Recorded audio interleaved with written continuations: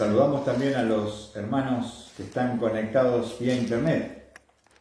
Hoy tenemos la tecnología y hay hermanos que nos siguen, nos acompañan en el estudio de esta carta de Tesalonicenses. Vamos a abrir nuestras Biblias en Primera Tesalonicenses. Y qué profunda que es la palabra de Dios, justamente porque es como Dios, es un Dios insondable y su palabra posee también esa característica. Uno ve un versículo cortito y dice, no parece que dice mucho, ¿no? Pero cuando nos ponemos a estudiar, a indagar, a sondear, a profundizar, el Señor siempre nos sorprende. Tienen Primera Tesalonicenses, capítulo 5. Primera Tesalonicenses, capítulo 5.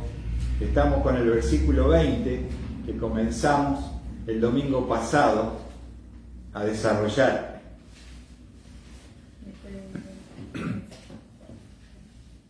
Primera Tesalonicenses, capítulo 5, versículo 20. Vamos a estar viendo este versículo que comenzamos a desarrollar el domingo pasado. El versículo es un mandamiento y dice el versículo 20, no menospreciéis las profecías. No menospreciéis las profecías. No menospreciéis las profecías. Las profecías no solamente se refiere en este texto a lo futuro, porque hay profecías de la Biblia que nos hablan del futuro, pero abarca la palabra profecías lo que es la Escritura, toda la Escritura, ¿se entiende? Desde el Génesis hasta el Apocalipsis. Entonces las profecías nos hablan de la mente y el consejo de Dios. Ustedes saben que Dios se revela y se manifiesta y se evidencia y se da a conocer mediante las Escrituras. Ahora, en otro momento, cuando la Biblia no había sido completada, Dios hablaba de otras formas. Por eso a veces también hay confusión. ¿Cómo hablaba Dios cuando la Biblia no había sido completada? Por ejemplo, a través de sueños, a través de profetas que se levantaban, apóstoles que existieron, pero que formaron parte de ese primer siglo de la Iglesia, los primeros 100 años, donde la palabra de Dios fue terminada, completada, y allí, una vez que ese que llamamos el canon bíblico fue terminado y sellado con el libro de Apocalipsis, Dios dice, aquel que agregare a esta Biblia o a este libro, aquel que quitare, Dios va a traer las maldiciones y el juicio de este libro sobre su vida. Y hoy vemos mucho que en los púlpitos no se está hablando de las profecías, se está poniendo experiencias, sueños. Hay profetas que dicen que tienen palabra de Dios, pero Dios todo lo que tiene para decir en su palabra está escrita y está revelada en las Escrituras. Por eso cuando habla Pablo diciendo no menosprecien las profecías, está hablando esa palabra, como dice allí la palabra, menospreciar significa despreciar total y absolutamente. Cuando vos escuches algo que no sea la Escritura, estás menospreciando las Escrituras. Cuando hablas de mensajes motivacionales, pero que no están predicando la verdad de la palabra, estás menospreciando las profecías.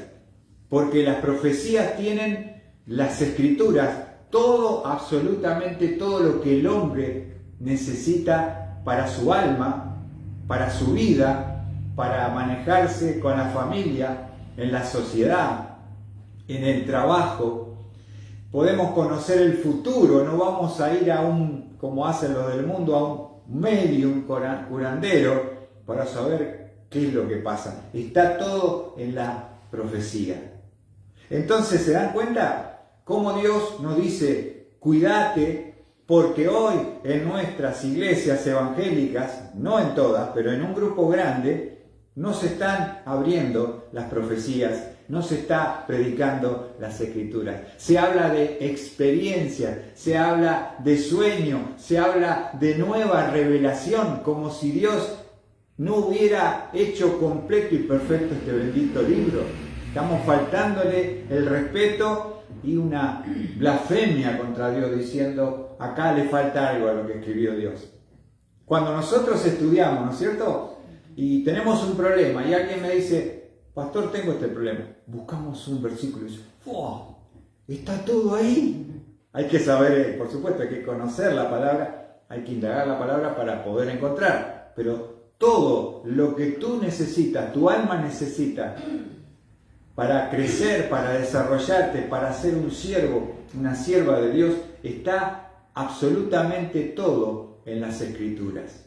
¿Qué te parece?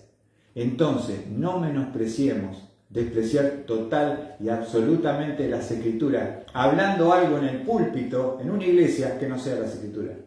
Yo puedo, por supuesto, contar un testimonio, no quiero decir que eso está mal, ¿se entiende? Pero todos los domingos, ¿viste? Nos cuenta su vida el pastor y nos cuenta, nos hace reír, ¿no? No necesitamos entretenimiento, necesitamos edificación, ¿no es cierto? ¿Amén? Entonces, bueno, vamos a ver, justamente, no menospreciéis las Escrituras, y estuvimos estudiando en el libro de Pedro, segunda de Pedro, su última carta. El apóstol Pedro fue uno de los 12 que Dios escogió para ser sus discípulos. Y el apóstol Pedro se está prácticamente despidiendo, es un hombre anciano, ya ha corrido la carrera, ha peleado la batalla, ha guardado la fe, como Pablo, y se está despidiendo del pueblo hebreo que habían recibido a Jesús como Mesías.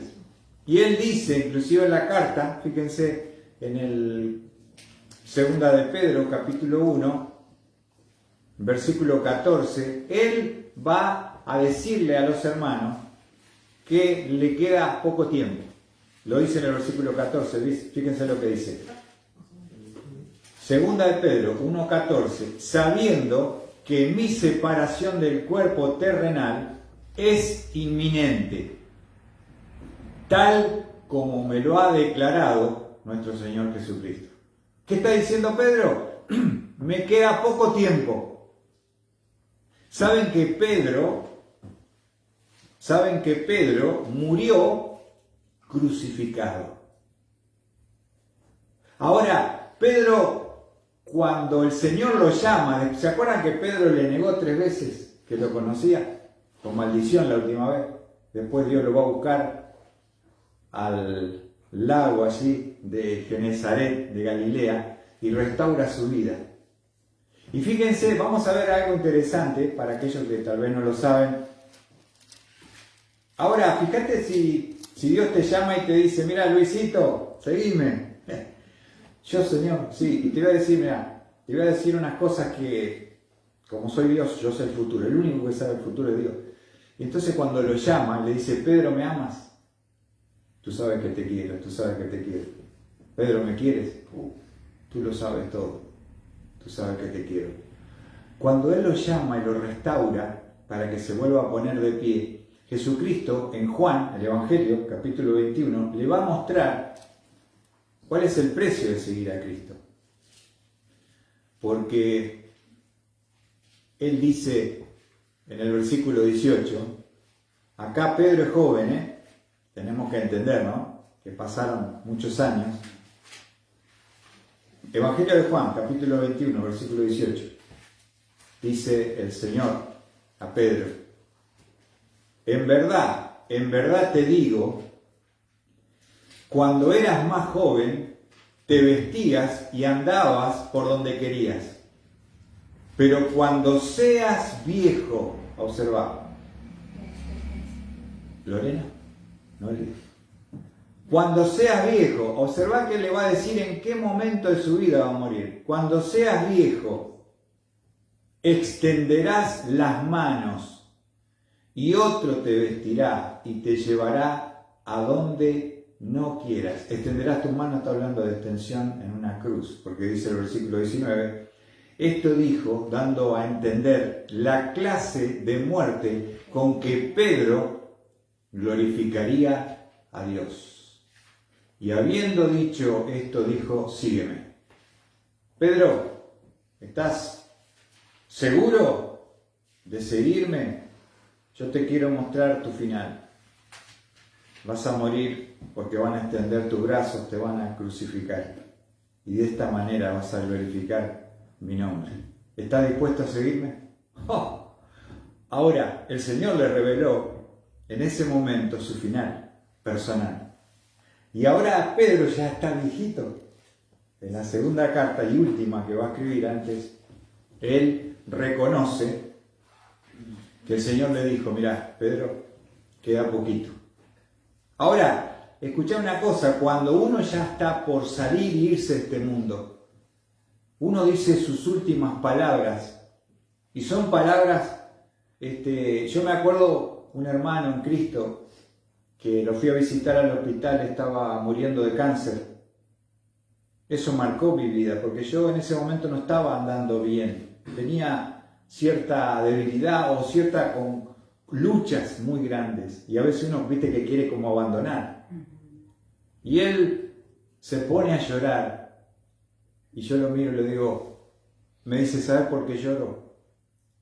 ¿Por qué? Le digo. Lloro no porque tengo miedo a la muerte, yo sé dónde voy. Lloro porque sé que no hice nada para el Señor, que le di la espalda y ahora me doy cuenta que es tarde. Y me mira y me dice, seguí adelante, dale con todo. ¡Oh, Dios mío! ¿Cómo salí de ese hospital? Dios me había hablado al corazón. Yo digo, ¿cómo voy a tirar la toalla? ¿Cómo voy a bajar los brazos? ¿Cómo voy a abandonar esta carrera que comencé? Si Dios me está hablando de un hombre que se está yendo de este mundo y me está diciendo, dale para adelante, corre hasta el final la carrera. Y una de las razones que yo esté acá es por ese hombre. Un día lo voy a abrazar, un día lo voy a ver en el cielo y un día le voy a decir. ¿Te das cuenta de lo que está haciendo Pedro? Estás viendo su corazón. Está manifestando las palabras trascendentales para tu vida. Y justamente Pedro, hemos estado hablando que él cuenta por primera vez la experiencia que tuvo con Jesús en el monte de la transfiguración. Lo leemos rápidamente, dice el versículo 19. Porque cuando os dimos a conocer el poder y la venida de nuestro Señor Jesucristo, no seguimos fábulas ingeniosamente inventadas, sino que fuimos testigos oculares de su majestad. Nosotros somos tres los que estuvimos en el monte, lo vimos glorificado a Cristo Jesús. Entonces le está contando su experiencia a estos cristianos hebreos que están recibiendo esta carta, que están dispersos por la persecución romana, y le dice, versículo 17, pues cuando él recibió honor y gloria de Dios Padre, la majestuosa gloria le hizo esta declaración. Fíjate lo que le dijo el Padre a Jesús el Hijo. Este es mi Hijo amado, en quien me he complacido. Y nosotros mismos escuchamos esta declaración hecha desde el cielo cuando estábamos en el monte santo. ¿Escuchaste bien? Versículo 17. 1:17 de primera de Pedro, de segunda de Pedro, 1:17. ¿Lo leyeron ahí? ¿Estábamos donde estábamos? No, nada más. Ahora, hermanos, ¿se entiende esto? Qué maravilla cómo Pedro va a contar ¿Se acuerda que el Señor le había dicho, no le cuenten a nadie esta experiencia hasta que yo sea glorificado? Ahora, Pedro era tan, viste, de esas personas que no aguantan, que quieren contar todo, viste, que no pueden guardar un secreto. Y sabe que Pedro se ve que había aprendido y crecido porque no dijo nada, y ahora que se está por ir, está por morir como un mártir, les cuenta esa experiencia que tuvo en el Monte Santo. Si vamos a hablar de experiencia, este hombre, junto con Juan y Jacobo, son los tres que vieron la gloria de Jesús en la tierra. Ahora, mirá vos, si yo tuviera esta experiencia, si yo hubiera estado en ese monte, ¿qué te parece, Mariano? No estaría en Capilla. Estaría en avión en Ezeiza, volando por el mundo, diciendo, vamos a escuchar al pastor varón que estuvo con Jesús y lo vio en su gloria. Viste, como hay mucho hoy, también hay mucha mentira, mucho chanta. Estuve en el infierno y volví. ¿Quién sos? ¿Viste? ¿Entendés? Y la gente, ¿viste? Escucha su testimonio, su experiencia, la profeta. ¿Viste? Mentira. Acá hay un hombre que estuvo de verdad, pero él dice, mirá lo que dice, porque después de contar semejante experiencia y abrir su corazón, y lo hace como testimonio para que ellos no duden que Cristo es el Mesías. Nosotros vimos su gloria. Nosotros escuchamos al Padre hablar del Hijo, diciendo, este es mi Hijo amado, en quien se complace mi alma. Pero después de decir que es un testimonio verdadero y poderoso, mirá lo que dice el versículo 19. Así tenemos la palabra profética más segura, a la cual hacéis bien en prestar atención, como una lámpara o antorcha que brilla en lugar oscuro, hasta que el día despunte y el lucero de la mañana aparezca en vuestros corazones. ¿Sabe lo que dice Pedro? Yo les cuento mi experiencia que tuve real con Cristo. Acá no hay cuento. Acá yo lo estoy haciendo con 3 testigos, ese testimonio es verdadero. Pero les quiero decir que yo ya no voy a estar, pero sí les va a quedar. Tenemos la palabra profética, escuchá, más segura. ¿Más segura que qué? Más segura que toda experiencia. Más segura que cualquier testimonio que se quiera levantar en el nombre de Jesús. Esta palabra que Dios nos dejó, la palabra profética, es la que nosotros tenemos que estar atentos. La gente está atenta, ¿viste? En estas congregaciones a los sueños, ¿viste? Pastor tuvo un sueño, ¿qué comió, hermano? Un guiso, un montón. Entonces, no, ¿viste? Todo tiene un significado. Entonces, en vez de escuchar la Biblia, están abiertos a los sueños, abiertos a que se levante algún profeta que tiene palabra del Señor. ¿Viste? Hay mucho oscuridad y ocultismo dentro de las iglesias evangélicas. Porque si el Espíritu de Dios ya nos revela de qué espíritu y quién los manda a esos que están hablando en el nombre de Jesús. Fíjate lo que te estoy diciendo. Estamos hablando de la realidad de la iglesia evangélica. Hay excepciones, ¿se entiende? Pero ¿por qué nosotros acá no nos basamos más que en abrir las Escrituras? ¿Por qué la palabra profética más segura? Significa más firme, más constante, que es permanente, que no cambia. ¿Viste? ¿Te das cuenta? Entonces vos te podés apoyar en algo que no varía, que no cambia como Dios. Que vos por ahí tenés una duda con respecto a tu salvación, pero lees, por ejemplo, Juan 5:24, dice, de cierto os digo, el que oye su palabra, cree al que me envió, tiene vida eterna y no vendrá condenación, mas ha pasado de muerte a vida. Entonces mis sentimientos que me traicionan, que están bajo la corrupción del pecado, que me hacen dudar, el diablo que trae su voz me dice, vos no sos salvo. Yo puedo tomar las Escrituras y decirle, mirá, acá, ¿qué dice? Juan 5:24. Y ahí me quedo tranquilo. Hay una palabra profética, la Escritura más segura que toda experiencia. Que Dios nos dejó en su amor y soberanía para que podamos afirmar nuestra vida, alimentar nuestra fe, tener esperanza en lo futuro y podemos, si yo estudio, y le digo con conocimiento de causa, hermano, me ha tocado enseñar la materia escatología. ¿Qué es escatología? No es una enfermedad. Escatología es la materia que habla acerca de los eventos futuros. El estudio de los eventos futuros. Y cuando estudié escatología y enseñé esta materia un año, me di cuenta de que yo puedo saber todo lo que viene porque Dios me lo reveló en las Escrituras. De acá a la eternidad.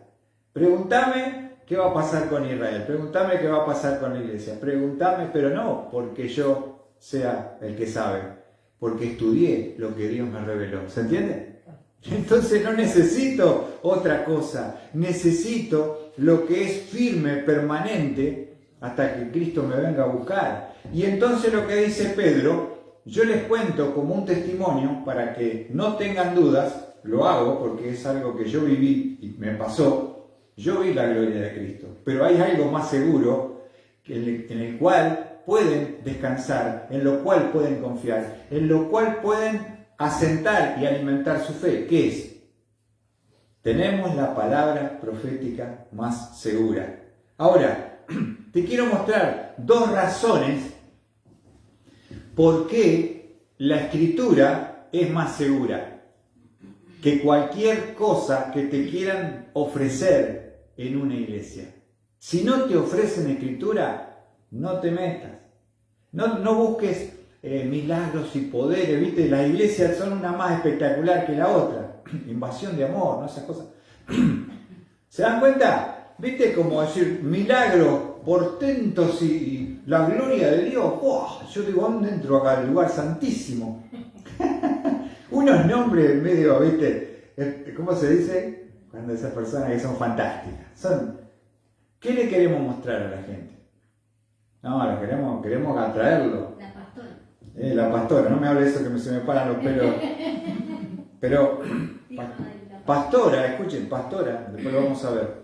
Pastora no existe bíblicamente. No es bíblico. Entonces, todas esas cosas que vos escuchás, vos decís, esto no es lo que dice la Escritura. ¿Cómo puedo saber yo si el pastor lo que está diciendo es verdad? Fíjate y lee tu Biblia donde estás ahí. ¿Por qué traemos Biblia?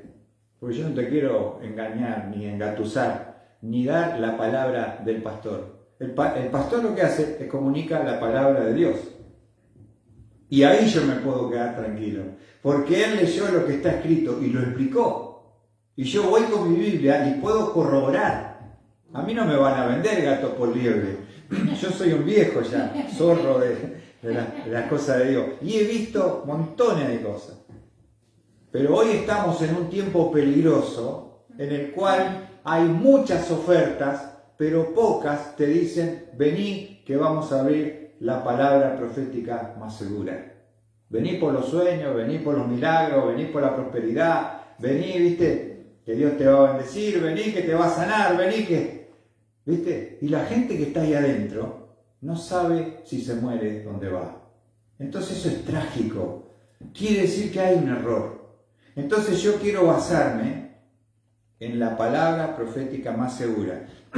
Ahora, ¿por qué? Quiero darte dos razones por qué vos podés estar confiadamente en esta palabra profética más segura. Hay dos razones. La primera, por supuesto que es más segura que la experiencia que Pedro contó, pero le dice, pero yo les cuento esto como algo que lo tomen, pero no se queden fascinados con la experiencia.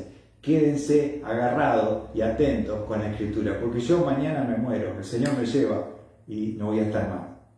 Pero les va a quedar lo permanente, en lo cual ustedes pueden prestar atención y afirmar sus corazones. ¿Qué te parece, hermano querido, hermana? Mirá, perfecta, ¿por qué?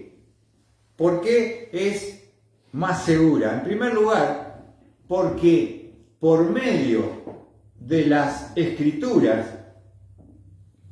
yo puedo tener el perfecto cumplimiento quiere decir que Jesús, vamos a decirlo de vuelta, que el perfecto cumplimiento en Jesús podemos afirmar que Él es el auténtico Mesías. Lo vuelvo a reiterar. El perfecto cumplimiento en Jesús como el verdadero Mesías. ¿Cómo yo puedo saber que Jesús es el Mesías y no un chanta? Porque cuando Jesús vino, te voy a mostrar algunos textos. Él vino con una razón. Vamos a Lucas. Márquenlo ahí para que no se pierda. Ahí pongan un papelito. Vamos a ver algunos textos. Ahora, estos judíos a los cuales Pedro les habla, él es el apóstol a los judíos, ¿se acuerdan? Conocían muy bien el Antiguo Testamento porque a los judíos hebreos, desde la más tierna infancia, ya se les empezaba a enseñar la palabra de Dios, a memorizar la palabra de Dios, a orar el Shema. Nuestro Dios uno es, ¿no? Y la Torá se lo llevaba a las sinagogas. ¿Se entiende? Ellos de chiquitos no son como los nuestros. Estos van y conocen las escrituras de chiquitos. Y la mamá le enseñaba, la abuela le enseñaba. Le ponían los versículos en la frente, como dice la escritura. Había en la pared. Ellos estaban rodeados de la palabra de Dios. ¿Se entiende? Ahora, fíjense lo que dice Lucas 22, 37. Lucas 22, 37. Lucas 22, 37. Está hablando Jesús con sus discípulos. Lucas 22, 37. ¿Lo tienen allí? Dice el Señor Jesucristo, Lucas 22, 37. Porque os digo que es necesario que en mí se cumpla esto que está escrito. Y con los transgresores fue contado, pues ciertísimamente que se refiere a mí, tiene su cumplimiento. ¿Qué está diciendo Jesús? Todo lo que me está pasando desde mi concepción virginal está cumpliendo una palabra profética del Antiguo Testamento. ¿Escuchaste bien lo que te acabo de decir? Desde su concepción virginal. Nos dice Isaías, no lo busquen, 7:14. He aquí, esta será la señal. Una virgen dará a luz un hijo y le pondrá por nombre Emmanuel. ¿Emmanuel qué significa? Dios con nosotros. ¿Te diste cuenta? Dios con nosotros. Amén. ¿Te diste cuenta de lo que te estoy diciendo? Vos sabés que cuando Jesús vino a la tierra, ¿por qué es más segura la Escritura? Se cumplieron más de 300 profecías en Cristo. ¿Escuchaste? No 300. Que las cumplió a la perfección. ¿Se entiende? Podríamos estar, no sé, reuniones y reuniones hablando de todas las profecías que se cumplieron en Jesús para mostrar que Jesús era el Mesías. ¿Se entiende? ¿Dónde habría de nacer? Oh, Belén Efrata. Y así, de una virgen, ya está, ya lo dije. Acá Jesús está diciendo, porque os digo que es necesario que en mí se cumpla lo que está escrito. Cuando dice lo que está escrito, está hablando de una profecía del Antiguo Testamento. ¿Qué dice la profecía? Y con los transgresores fue contado, pues ciertamente lo que se refiere a mí tiene su cumplimiento. Hay que pararse y decir, yo estoy cumpliendo las Escrituras. ¿Por qué? Porque soy Jesús, el verdadero Mesías. No soy un chanta. Lo puedo corroborar por medio del perfecto cumplimiento de las Escrituras. Entonces eso fue lo que los judíos tuvieron que entender.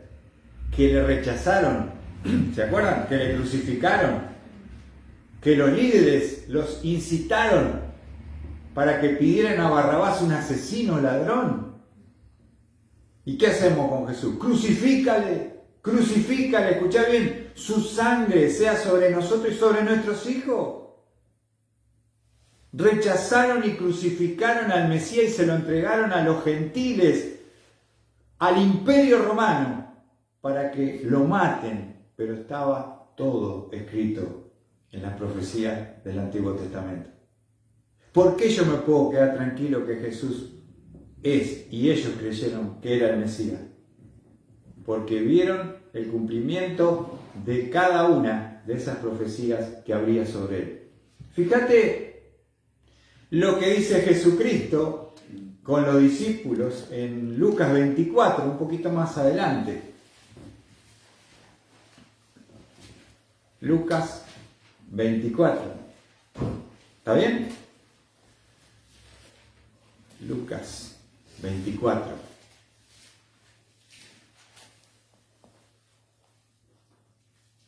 Ahora, es interesante, ¿no? Después cuando tengan tiempo lean Lucas 24 entero. Porque va a haber... Esto acontece después de que Jesús fue crucificado y estaban sepultados. Así que estaban depresivos, estaban entristecidos. Y a pesar de que él le dijo que iba a morir, iba a ser sepultado, iba a resucitar, ninguno lo creyó. Venían dos discípulos de Maús, viste, re triste, re mal. Él se pone en medio, es muy linda esa charla. Mire, vamos a ver un poquito ahí, en el versículo. Ellos no sabían que era Jesús. Si aparece Jesús, se pone entre medio de los dos discípulos que van, viste, caminando re triste. Es como que está hablando del muerto y el muerto está con vos ahí al lado. Viste, para que se entienda. Dice el versículo, vamos a capítulo 24. Para adelantar un poquito. Y dice en el versículo 17, entonces les dijo, está hablando con los discípulos, ¿qué discusiones son estas que tenéis entre vosotros mientras vais andando? Y ellos se detuvieron con semblante triste. Lucas 24, 17. ¿Escuchaste bien? ¿Cómo estaban? Triste. Re triste. Respondiendo uno de ellos, llamado Cleofas, le dijo, ¿eres tú el único visitante o forastero en Jerusalén que no sabe las cosas que en ellas han acontecido en nuestros días? Qué interesante, ¿no? Porque le está diciendo, che, cuénteme a ver qué pasó. Y él es él, está hablando de él resucitado, no saben. Dice, entonces él le dijo, ¿qué cosa? Ellos le dijeron, lo referente a Jesús Nazareno, que fue un profeta poderoso en obra, en palabra delante de Dios y de todo el pueblo. Y como los principales sacerdotes y nuestros gobernantes le entregaron a sentencia de muerte y le crucificaron, pero nosotros, escuchamos la expectativa, pero nosotros esperábamos que Él era el que iba a redimir a Israel. Pero además de todo esto, este es el tercer día de estas cosas que acontecieron. ¿Viste? O sea, ¿cuál era la expectativa que ellos tenían con respecto al Mesías? Que el Mesías le iba a dar una libertad política del Imperio Romano. Pero Él vino a darle una libertad espiritual de sus pecados. Por eso murió crucificado. ¿Viste expectativa realidad? Estaban deprimidos porque ellos esperaban otra cosa. Ahora, sigamos. Dice después del versículo 22. También algunas mujeres de entre nosotros nos asombraron, pues cuando fueron de madrugada al sepulcro, acá hay testimonio, y al no hallar su cuerpo, vinieron diciendo que también habían visto una aparición de ángeles que decía que él vivía. O sea, hasta ahora Jesús se murió, está ahí sepultado, la mujer dice que vieron un ángel, viste, no creen nada. Muy bien. Dice, versículo 24. Algunos de los que estaban con nosotros, o sea, va agregando material, fueron al sepulcro, o sea, discípulos. Y lo hallaron tal como también las mujeres habían dicho, pero no le vieron. ¿Saben quiénes son los discípulos, Sandra? Que fueron al sepulcro a verificar.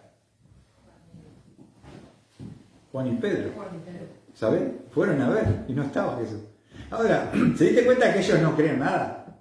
Ellos están relatando por qué están deprimidos. Ahora están con el mismo Jesús resucitado, pero ellos no saben que es Jesús. Ahora fíjense qué interesante. Entonces Jesús le dijo: oh insensatos y tardos de corazón para creer todo lo que los profetas han dicho.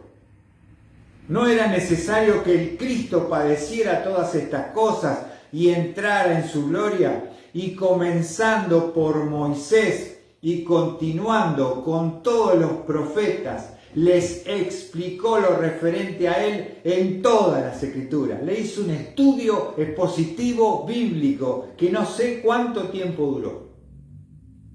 Jesús se enojó con ellos porque le dice: ustedes están ignorando las escrituras. Todo lo que las escrituras dice se cumplieron en mí. Más de 300 profecías. Y el versículo 44, ya ahí está, se juntaron los dos de Emaús, se fueron con los otros, ¿viste? Porque ahora como que se están dando cuenta que Jesús realmente había resucitado, y él se va a aparecer ante ellos y le dice el versículo, vamos a leer allí el versículo 44, y les dijo: esto es lo que yo decía cuando todavía estaba con vosotros, que era necesario que se cumpliera todo lo que sobre mí está escrito en la ley de Moisés, en los profetas y en los salmos. Entonces les abrió la mente para que comprendieran las escrituras. ¿Viste? ¿Cómo dudan si yo he cumplido las escrituras? ¿Por qué la palabra profética es más segura con respecto a la venida de Jesús y que Él es el Cristo? Porque los profetas, el perfecto cumplimiento de la persona de Jesús se dio con más de 300 profecías cumplidas en Él. ¿Se entiende? Entonces, ¿Jesús es el Mesías o no? Sí, ¿por qué? Porque Él cumplió cada una de las profecías que hablaban acerca de cómo sería ese Mesías. ¿Se entiende? Así que podés estar volviendo ahora, vamos a Pedro nuevamente, segunda Pedro, para mostrarles por qué es la palabra profética más segura con respecto a la venida de nuestro Señor Jesucristo, porque en Él se cumplió perfectamente las profecías con respecto al Mesías. Pero hay otra razón más. ¿Y cuál es? Y dice, vamos a 2 Pedro capítulo 1, versículo 19.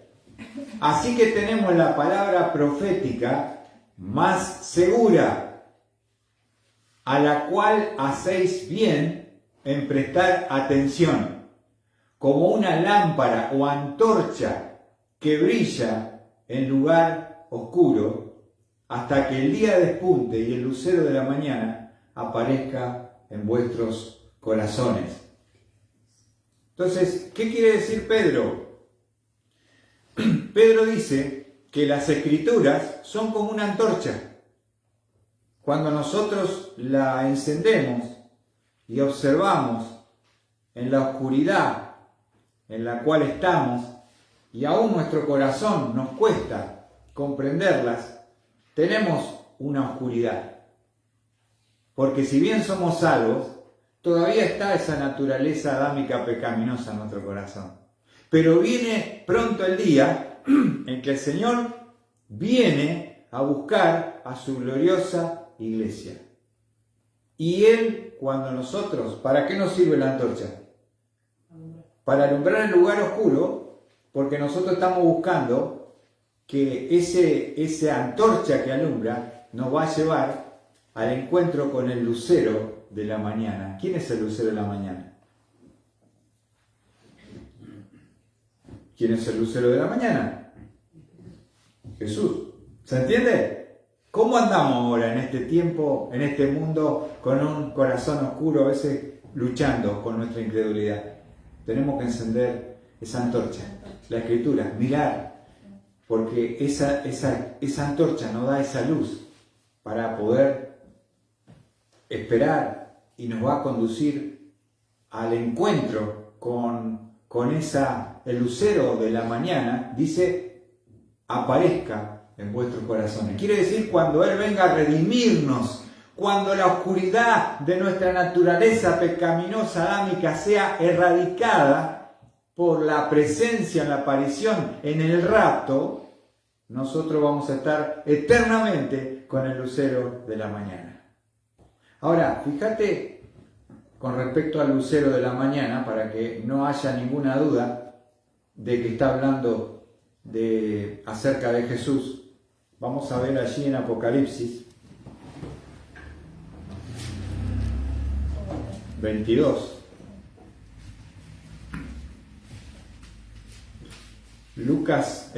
Apocalipsis, el último libro, ahí no le pueden errar. Apocalipsis es el último libro, capítulo 22, versículo 16. Vamos a preguntarnos y decimos, ¿quién es el lucero de la mañana? Ahora Dios nos va a responder. 22. Apocalipsis 22. El último libro, el último capítulo, versículo 16. Mira lo que dice. Yo, Jesús, he enviado a mi ángel a fin de daros testimonio de estas cosas, a fin de daros testimonios para las iglesias. Escuchen cómo se presenta. Escuchen. Yo soy la raíz y la descendencia de David, el lucero resplandeciente de la mañana. ¿Para qué nos sirve las Escrituras y prender esa antorcha que alumbra hoy en lugar oscuro? Hasta que nos lleva al encuentro de la venida del Señor, cuando nos venga a buscar en el rapto de la iglesia, nos saque, nos libre de la presencia definitivamente del pecado, de la corrupción, de lo mortal será vestido de inmortalidad. Esto corrupto será vestido de incorrupción. Si no, no podemos entrar. Dios lo va a hacer. El lucero de la mañana pronto me viene a buscar. Mientras no venga, ¿qué hago yo? Tengo la palabra profética más segura, que es una antorcha que alumbra el lugar oscuro. Y otra cosa más para terminar. No solamente es una palabra más segura que la experiencia, porque el perfecto cumplimiento se dio en cuanto a Cristo Jesús, aparte del testimonio que da Pedro, que Él cumplió como Mesías más de 300 profecías del Antiguo Testamento, mostrando que Él es el que habría de venir. ¿No es cierto? Ahora, volviendo a Segunda de Pedro, terminamos hoy con este texto, pero cuesta entender la palabra, les digo. Ahora hace señas, ¿viste? Ya es sordomuda, qué bueno. ¿Está bien ahí, Lorena? ¿Está bien, Pri? Vos no te hagas problema, así que cuando arrancamos nosotros no sabíamos dónde estaba el Génesis, Uno despacito va aprendiendo. Ahora, Segunda de Pedro, capítulo 1. ¿Por qué es más segura? Primero, porque es el perfecto cumplimiento en Jesús de todas las profecías con respecto al Mesías. Pero en segundo lugar, por la procedencia divina de las Escrituras. ¿Por qué es más segura? Porque mirá lo que dice versículo 20. Dice Pedro. Pero ante todo, sabed esto. ¿Qué debo saber? Que ninguna profecía de la Escritura es de asunto de interpretación privada. ¿Qué significa que no es la Escritura de interpretación privada? Quiere decir que a alguien no es que se le ocurrió escribir la Biblia, vamos a ver qué podemos poner sobre Dios. No es de interpretación privada. Quiere decir que no impusieron su propia construcción sobre las palabras divinamente inspiradas que registraron. Fue escrito no por un deseo humano, sino por la voluntad divina de Dios. Y es cierto, viste que algunos cuando vos les hablas de la Escritura te dicen, ese libro lo escribieron los hombres. ¿Es cierto o no? Y sí, no vino de otro planeta y cayó así. Pero, ¿cuál es el punto? Son hombres que escribieron las Escrituras, pero inspirados por el Espíritu Santo de Dios. ¡Ah! Ahí cambia. Porque es un libro que aunque el hombre quisiera crearlo, no lo puede hacer por las características sobrenaturales de este libro. Pero dice el versículo 21, para ir terminando, pues ninguna profecía fue dada jamás por un acto de voluntad humana, sino que hombres inspirados por el Espíritu Santo hablaron de parte de Dios. ¿Se entiende? Entonces, ¿qué significa inspirados? Significa que fueron llevados o impelidos por el Espíritu Santo, no actuando en conformidad a su propia voluntad, ni expresaron sus propios pensamientos, sino siguiendo la mente de Dios en palabras dadas y ministradas por Él. Yo simplemente lo que hice fui un agente.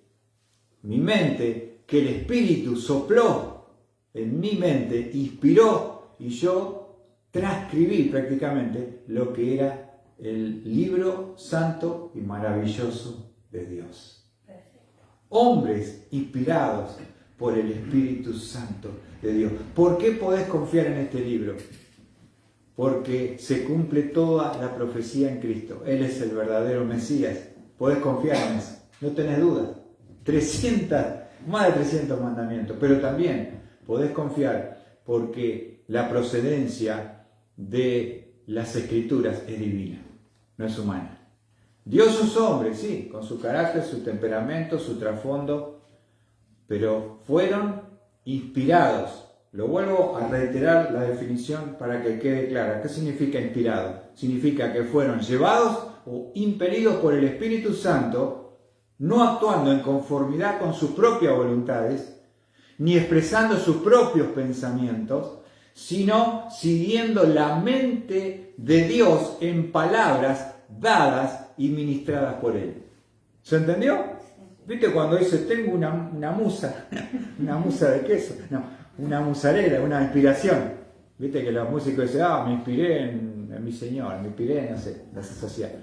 Acá, la persona que es santos hombres, son hombres separados, consagrados para Dios. Dios usó su mente, sopló en su mente su designio y voluntad para que ellos las escribieran. Entonces, la palabra sí es escrita por el hombre, pero son inspiradas por Dios. ¿Se entiende? Entonces, no es un libro natural humano, es una profecía que es de procedencia divina. La mente de Dios está acá.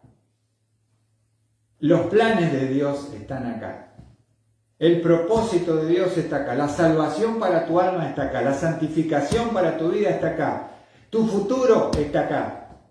¿Querés saber tu origen? Vamos a Génesis, del origen de todo. No hay nada que la palabra no hable, no abarque, no explique, no llene, no supla. Tenemos una profecía más segura, a la cual hacéis bien en estar atentos, como una antorcha que alumbra en lugar oscuro. ¿Hasta qué? Hasta que el lucero, ya viene Cristo. Ya viene Cristo, pronto nos viene a buscar.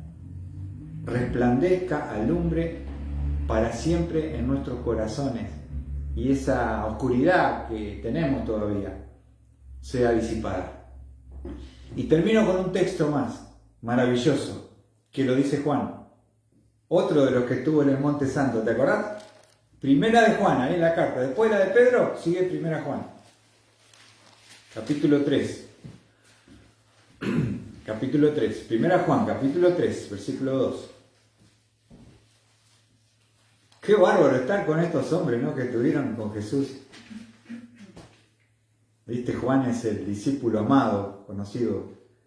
Estuvo recostado siempre sobre el pecho en la intimidad con Jesús, ¿no? El que estaba más cerca era que el resto, ¿no?